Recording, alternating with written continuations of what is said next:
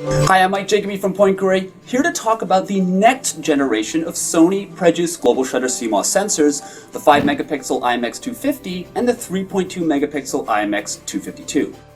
Let's get started.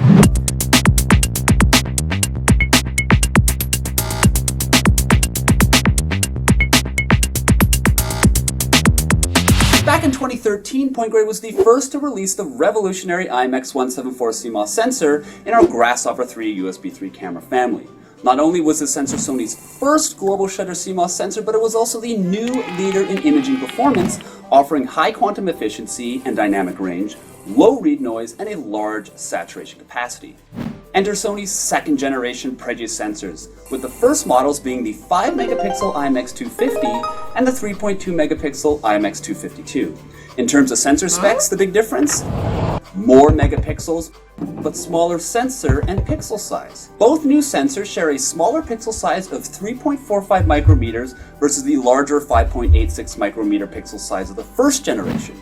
The 3.45 micrometer pixel size is somewhat special because it's also the same pixel size as Sony's best-selling 5-megapixel ICX625 and 655 CCDs. The IMX250 and 252 are excellent alternatives to these CCDs as they offer the same high resolutions and sensor specs, but with even greater imaging performance, as well as all the benefits of a global shutter CMOS sensor.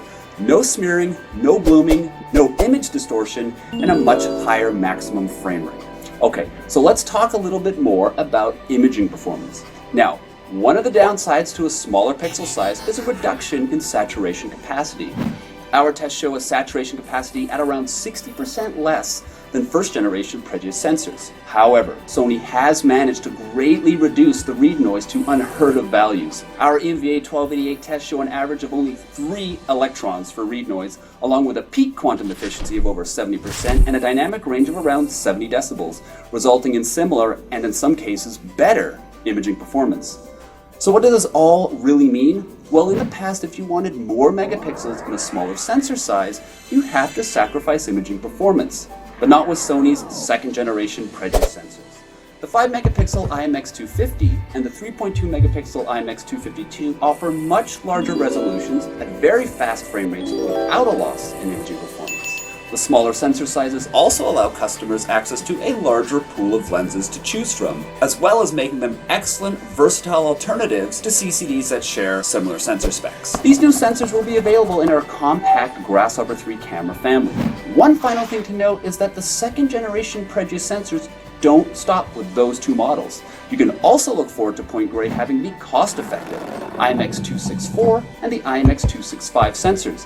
Upcoming sensors that offer the same megapixel imaging performance, but with a lower frame rate and a lower price tag. For more information about upcoming camera models, please visit us or contact us at www.ptgrey.com. Please subscribe if you can, and thanks for watching.